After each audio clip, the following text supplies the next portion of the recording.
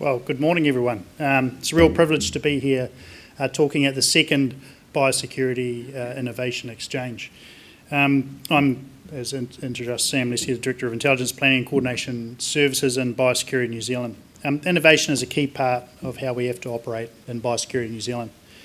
We don't have a choice. The job is getting harder. Fortunately, we're a nation of innovators. We have a long history of solving problems in non-traditional ways and seeing how one solution can be applied to another. In biosecurity, our challenge is huge.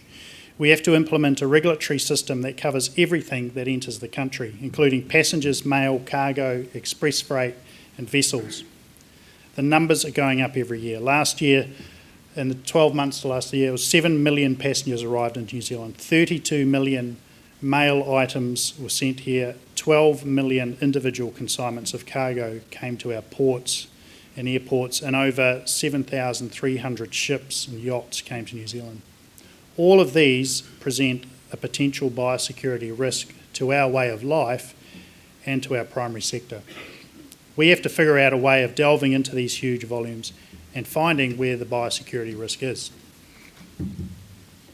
The good news is the world is data rich, and it's getting more and more data rich every year. When it comes to cargo and passengers, there's a huge amount of data collected by airlines, logistics companies, shipping lines and regulators like us in Biosecurity New Zealand. Even our clunky old government systems are collecting more and more data with significant upgrades in recent years, even allowing importers to electronically submit their import declarations, which of course they always tell the truth on. Everyone is collecting data, and globally by 2025 is predicted to be around 175 zettabytes of data. I didn't even know what a zettabyte was until I wrote this, but a zettabyte is 1 billion terabytes. It's an awful lot of data. So to put this simply, we have a huge biosecurity challenge, but we also have a huge amount of data that can help us wade through that volume to find biosecurity risks. And the question is, how do we wade through that data to find what we need to know? So roll in data science. It's very exciting.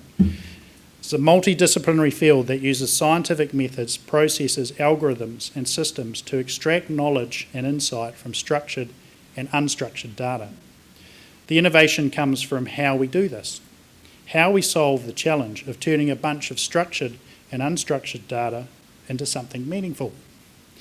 MPI Customs and Immigration established the Joint Border Analytics team in 2017 specifically to do predictive analysis to enable enhanced risk management at the border. Putting the three agencies together in this space is aimed at increasing collaboration and growing best practice across government. I'm going to cover one example of the kind of work that the Joint Border Analytics team does.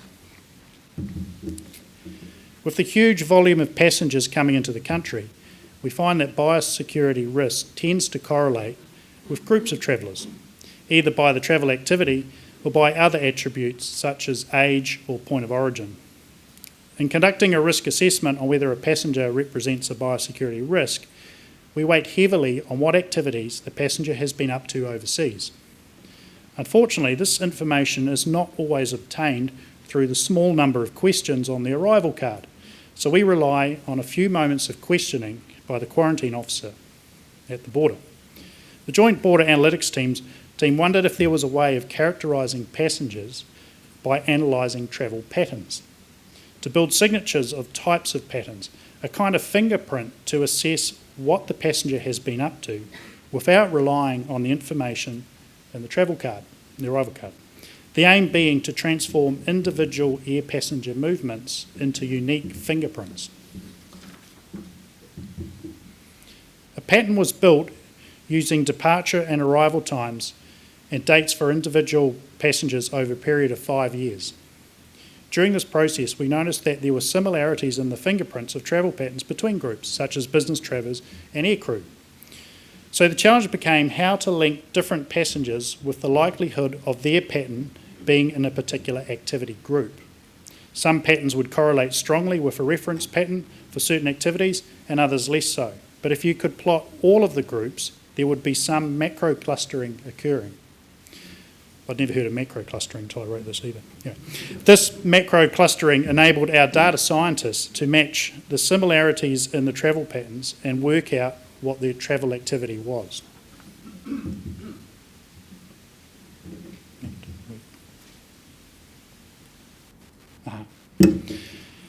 The JBAC got the idea from how the music recognition software called Shazam works. I don't know if you use Shazam, but this is how it works. This is an app where you can get on your phone and it'll recognise a piece of music that you may have forgotten or like or want to buy. It does this by converting the music into a fingerprint, or a string of numbers that describes a song in a unique way that can be replicated. The string the app produces is compared to the database of music in the company's server, and presto, you have the name of the piece of music that you are hearing. For our example, we've used a small number of data points, which would make it difficult to correlate a travel pattern to an individual, but it's enough to correlate to a type of activity. With more data points, rather than just arrival and departure, it will be possible to have significantly more fidelity on the macro clustering of groups. This slide shows the macro clustering of business travellers, and though it appears to have no real correlation visibly, the algorithm can pick out similarities in the patterns by the frequency of repeated travel, similarities in the gaps between travel, and regular occurrences of different lengths of travel.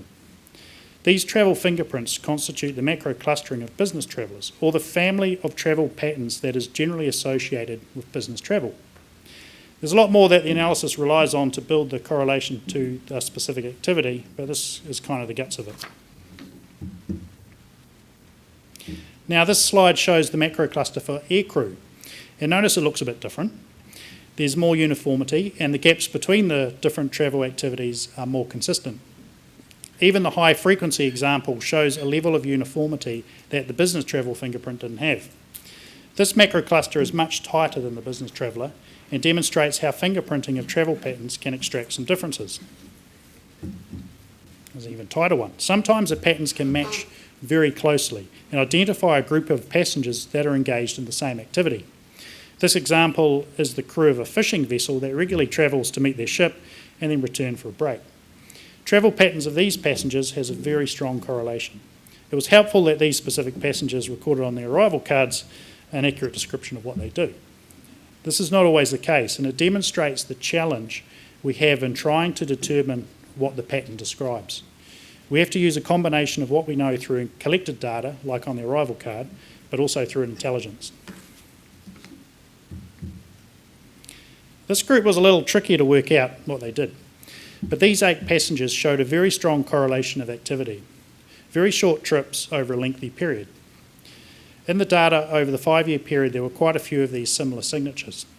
It took a bit of digging, but it turned out these sorts of travel activities strongly correlated with musical groups heading over to Australia to do a gig and then come back. This same sort of activity has been used to fingerprint people undertaking sporting events. In particular, we're able to identify the fingerprint of passengers that are involved in equestrian sports, where they may not mention this on their arrival card. The travel fingerprint gives away their activity, so we can ensure that quarantine officers conducting the risk assessment at the border are aware of the flight to watch out for and potentially the individual traveller that we want to pay more attention to. Matching passengers with cargo consignments can also help uncover biosecurity risk. We know that people who undertake various sporting activities often send equipment as a separate consignment. So by linking the passenger activity to freight consignment around the time of travel, we can identify cargo that may not readily be identified as risk cargo. It's important to note that these people are not often deliberately trying to hide their activities from us. They mostly just simply do not know that their sporting activity has the potential to cause biosecurity harm through the carriage of pests and diseases in their equipment. This slide is more of an indication of what we'll be able to do once we have enough travel pattern fingerprints figured out. Graphically visualising this kind of analysis can show outliers or groups of travellers that would normally be hidden in the noise. This sort of analysis requires large volumes of data of the kind that has only been available in the last couple of years. As more comprehensive data is collected for passengers and cargo, then more accurate travel pattern fingerprints can be developed. The Joint Border Analytics team will continue to develop this work and will explore further ways to refine the model in the future. Further areas we're going to focus on for biosecurity is farm workers and vets. As you could probably imagine, with several million travel activities per year, it takes some sophisticated algorithms to narrow exact specific patterns from the noise created through the huge amount of tourist and general business travel that we have to wade through. As I mentioned before, with further data points, we'll have greater fidelity on those fingerprints. This kind of work is exactly what we set out to do when we established the biosecurity intelligence capability last year.